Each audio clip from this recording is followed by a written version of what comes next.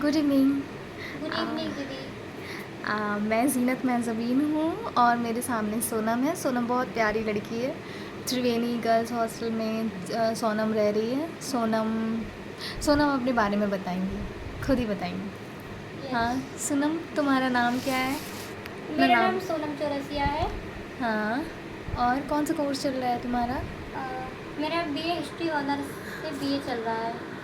हाँ, और सोनम बताओ कैसा लगता है यहाँ पे बीएचयू में? मुझे बीएचयू में बहुत ही अच्छा लगता है हम्म, और मैं एमपी से आई हूँ हाँ बीएचयू पढ़ने के लिए। हाँ हाँ और मुझे बीएचयू के बारे में कुछ अच्छा सुनने के लिए मिला, हाँ इसलिए मैंने कुछ सोचा कि मुझे उम्मीद ही नहीं थी कि मैं इतनी अच्छी जगह जाऊँ। हाँ। लेकिन मैंने कुछ अच्छा सुना था बीएचयू के बारे में, कुछ अदर यूनिवर्सिटी की अपेक्षा मैंने कुछ अच्छा सुना था, इसलिए मैं इधर बीएचयू आई हूँ पढ़ने हाँ, के लिए।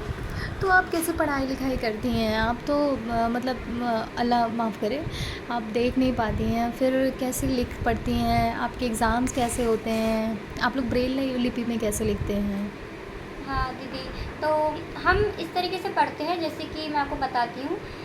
जैसे कि आप बोल रहे हैं कि आप पढ़ती कैसे हैं और आप लोग एग्ज़ाम वगैरह कैसे लिखते हैं, राइट? हुँ, तो हम लोग वैसे तो नोट्स बना के भी पढ़ सकते हैं ब्रेल लिपि में। हुँ, जैसे कि कोई हमको डिक्टेशन बोलता जाए और अपना ब्रेल लिपि में लिखते जाए, ठीक है। हुँ, दूसरा तरीका है कि रिकॉर्डिंग से भी हम लोग पढ़ सकते हैं। जैसे कोई रिकॉर्डिंग कर दे और हम उसको सुन सुन के पढ़ सकते हैं, राइट? हाँ, हाँ, और कई सारे हमारे पास तरीके हैं जिससे हम पढ़ सकते हैं। हाँ, और ऐसा तो है नहीं कि ब्लाइंड बच्चों के लिए हुँ, ये फैसिलिटीज़ नहीं दी जाती है। ब्लाइंड बच्चे और लोग से कम नहीं है, राइट? तो हाँ, हम लोग इस तरीके से हम लोग पढ़ते हैं। हाँ।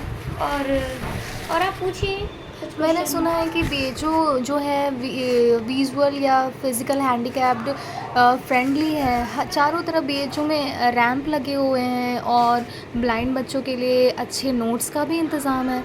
हमें उन सब के बारे में बताइए ना। हाँ, जैसे कि आप सुनी है कि बीएचयू में कई रैंप वगैरह लगे हुए हैं हम्म, और क्या बोलते हैं, कई सारी फैसिलिटीज़ हैं। तो हाँ, मेरे अकॉर्डिंग तो कुछ कुछ फैसिलिटीज़ हैं, हम्म, जैसे कि फैसिलिटीज़ हैं, लेकिन बीच में और थोड़ी और फैसिलिटीज़ होनी चाहिए, राइट? जैसे? जैसे कि अ, हर चौराहे पर गार्ड तो लगे ही रहते हैं, हाँ, हाँ, लेकिन ट्यूब लाइट वगैरह भी लगे होना चाहिए, मतलब बल्ब वगैरह, ताकि जैसे कि कोई पार्शली वगैरह इंसान आए तो उसको प्रॉब्लम ना हो रात में, है ना? हाँ, हाँ, तो इस तरीके की कुछ बातें हैं। हाँ, हाँ। और तो वैसे ज़्यादा कुछ प्रॉब्लम नहीं है। और आपको नोट्स कैसे मिलते हैं बीएचयू लाइब्रेरी में? बीएचयू तो लाइब्रेरी तो इतनी बड़ी है। बीएचयू लाइब्रेरी में नोट्स वगैरह इस तरीके से हम लोग प्रोवाइड कर सकते हैं, जैसे कि रिकॉर्डिंग करते हैं ना। हाँ, सेंट्रल लाइब्रेरी में रिकॉर्डिंग रहती है हम लोगों के लिए अवेलेबल, तो हम लोग रिकॉर्डिंग से पढ़ते हैं।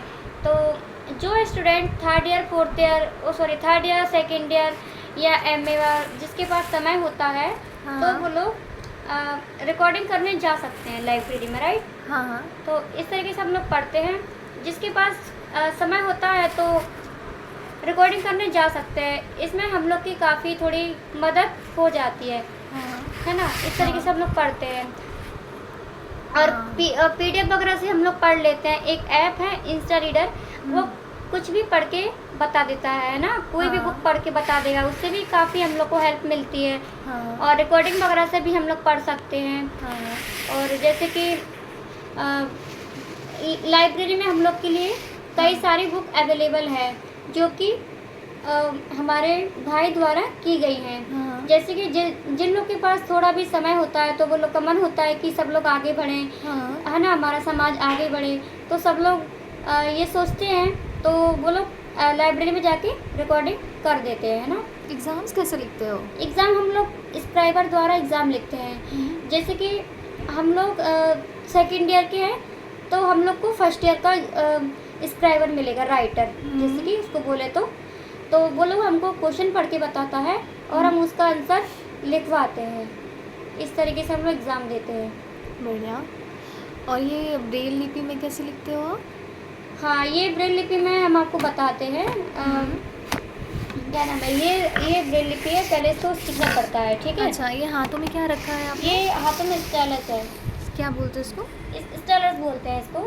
अच्छा इस अच्छा। इस पर लिखने के लिए। हाँ। जैसे कि आप लोग के पास कॉपी होता है और पेन होता है, राइट। हाँ। तो आप लोग कॉपी और जैसे कॉपी पर पेन से आप लोग लिखते हैं ना, तो हाँ। जिस तरीके से हम लोग इसके द्वारा लिखते हैं, जैसे कि इसमें एक पेजेस फंसा के, हाँ। और जैसे कि इसके अंदर एक पेजेस फंसाया हमने, हाँ। और फिर हम लोग लिखना चालू करेंगे, राइट। अच्छा, हाँ हाँ।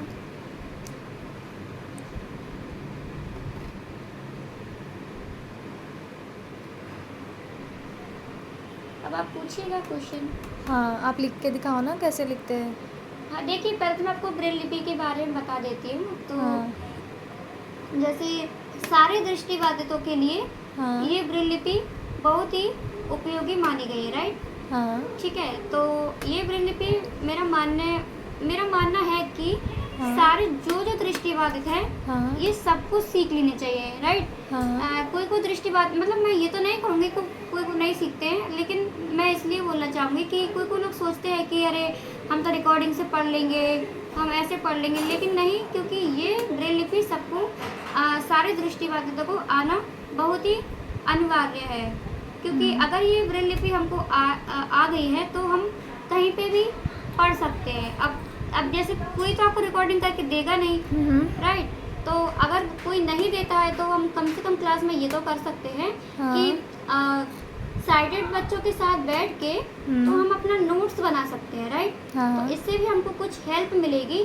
तो इसीलिए सारे दृष्टिबाधितों को ये ब्रेल लिपि सीख लेनी चाहिए मेरे हिसाब से, ठीक है। अब मैं आपको इस ब्रेल लिपि के बारे में आपको बताती हूँ। सबसे पहले हम इसको सीखते हैं, ठीक है। इसमें 6 डॉट होते हैं, हाँ। जो कि राइट साइड होता है 1 2 3